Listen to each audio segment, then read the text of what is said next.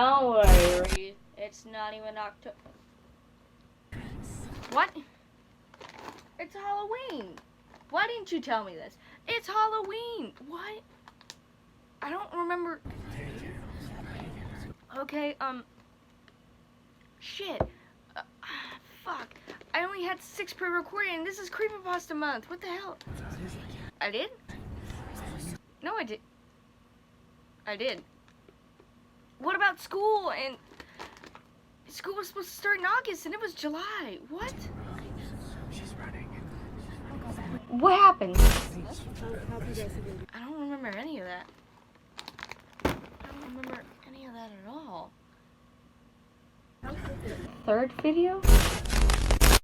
What was it supposed to be? Flay? The fuck is Flay? Okay, I'll guess I look it up. 1 hour later. I think we might need to go into a little bit of history on what Flay is. So in 2018, there was a Slender Man movie. This is correct. It had controversy because of a Slender Man stabbing that happened a while back. Again, I'll touch upon that more when we get there. But this was supposed to come out in 2017. This movie. But Sony tried to stop it because they both, shockingly, were making a Slender Man movie. Watching the trailer for both of them are completely different on how the Slender Man is portrayed, but still, they took it to court, which legally, because other movies have had, I don't understand how this can be taken to court.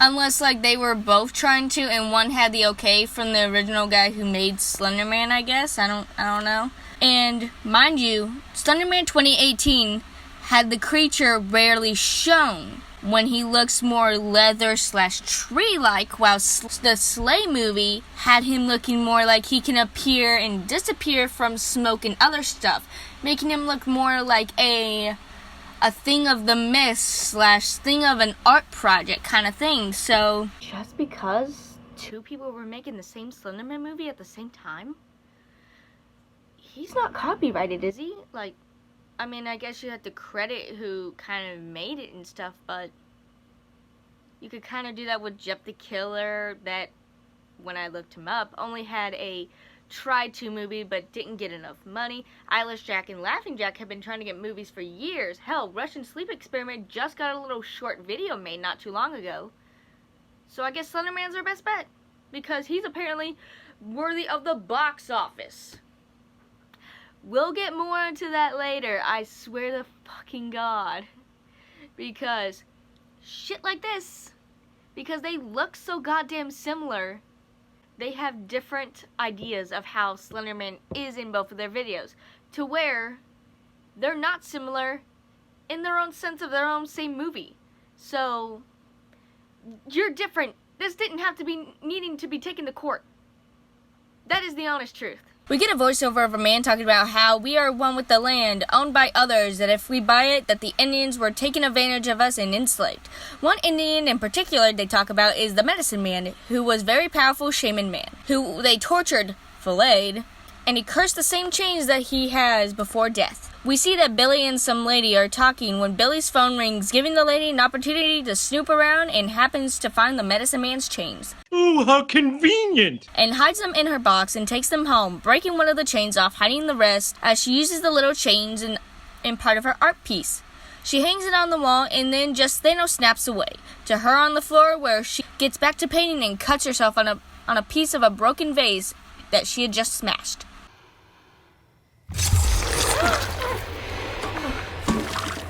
This distraction in our first sighting of Slenderman is not going to keep her away from painting, as she's killed by, I don't know, your guess is as good as mine. The cops arrive as the daughter appears, and the cops are wanting her to get inside like no reason whatsoever. The cops arrive as her daughter appears, and the cops are not wanting her to get inside like for no reason whatsoever. Do they have to be rude? They just are, and aren't like, hey, this is a crime scene. They go to move lovable approach. What are you doing? I live here. Not according to our records. There was no mention of a sexy... What? Sexy what? Listen, sister, you are spreading God knows what over a very sensitive area right now. And I would happily cuff you and take you down. Have some respect, gentlemen. She just lost her mother. This is Moon. Oh yeah, and next you're gonna tell me Jupiter Jones is her sister. Moon and Officer Tyler Foreman, along with the Detective Goosner, take her inside as River is said to have found the body of their mom and calls her a druggie. River, please. I swear to God, if you touch me again, it will take everyone in this room to keep me from killing you! What is up with these asshole people? That is number 3 in this whole movie. The cops, no reason. Brother, I can kind of get, but still. 3 people are assholes to this girl. Like, she left. That's it. No reason. She left. She wanted to better herself. No, she's an asshole for bettering herself. Okay, don't follow your dreams like Disney tells you. The Detective Goosner tells Tyler to keep an eye on Moon as they both know something is not right about the case. As the detective says that it reminds him similarly back to a case 20 years ago and is going to take a look at it. You found the woman face down next to a paint can and some other paint fumes that probably killed her, or she OD'd, or she actually had a heart attack. Either way, what makes her case so special? Tyler and Moon I'm never gonna get used to that, like, ever, during the talk as he gets her number for emergencies, only with River apparently has a few girls over. And a guy, but, girls! Moon finds the painting that her mom hung up and is given visions of. Yes. Moon opens the door to see River and his friends are getting high as Moon tells him to have some respect since their freaking mom just died. I need to talk to you. I'm right here. Alone. My friends can hear what you have to say. Don't act tough around them. I'm not acting. Maybe you should. Really? Yeah, How? like an adult. Alright. So the friends leave to get some drinks as Moon and River talk. More like shouting for River, but whatever. But the one girl, Bethany, goes down to see the dead body. Wait, how long ago was her body taken away? Like, a day or so, maybe even a few hours ago? So basically, you're gonna go see spilled paint and some tape. I mean, okay, whatever you say. She, for some reason, moves the paint can that the chains were behind and finds them. She takes the chains and a pair of pliers with the monster beam behind her as we cut to River and Moon, who are still on about how River is gonna find her dead anyway and Moon left him for New York. River and his friends leave as Bill comes over with some food to give to Moon, and they have a nice conversation about how the mom tried to get clean and her wake is just small talk. And her wake and just basically small talk. But whenever Moon is eating, a monster ghost, comes and tries to walk up and scare her. This is ridiculous. River and Bethany go to school. I think it is anyway, and yes, she does wear that shirt to school, which is against dress code, but she wears a shirt, she wears a jacket over it, so it's okay. But, River finds the chains in his girlfriend's bag, but puts it up. Okay, so, pointless, whatever. Back to Bethany, where her chain is taken from her and talking back to the driver's ed teacher. The monster appeared behind River as it cuts to the art piece, making it bleed up and the camera go red. He is waken up by Bethany hours later. It's nighttime. There are people that are gonna go to class for art. So either A, people just left him there, or 2, the teacher seen him and then decided to still have class with him passed out on the floor until his girlfriend came to get him. Bethany thinks he took some drugs, which she insists that he didn't, looking around confused, blaming the paint fumes as they run off to do some sexy stuff and the driver's ed teacher spotting them and tries to catch them, only to be bamboozled.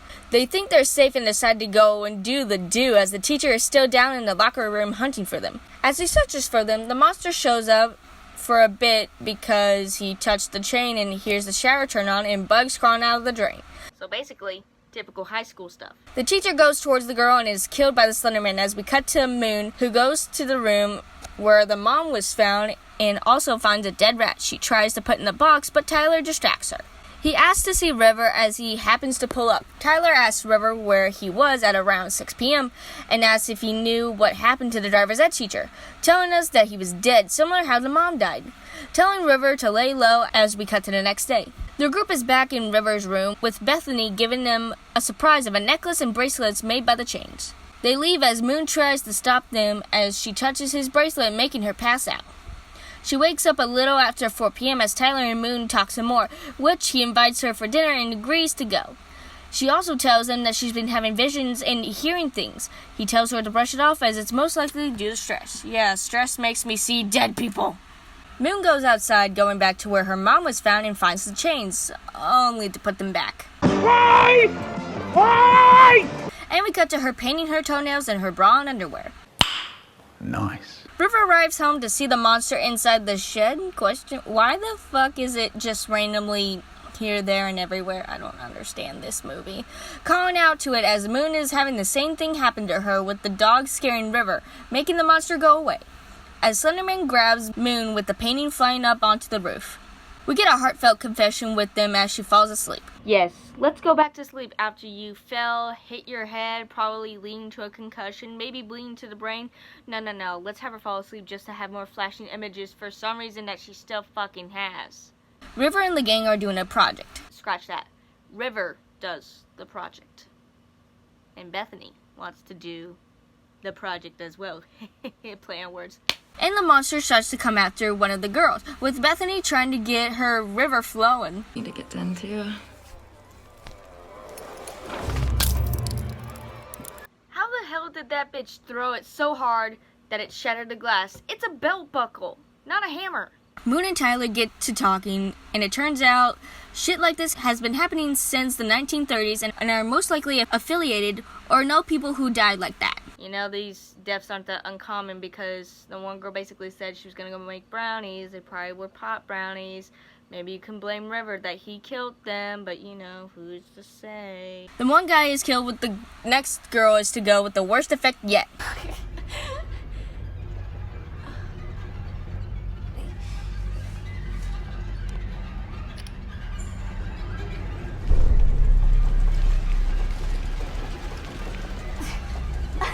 Hector, this is so crazy.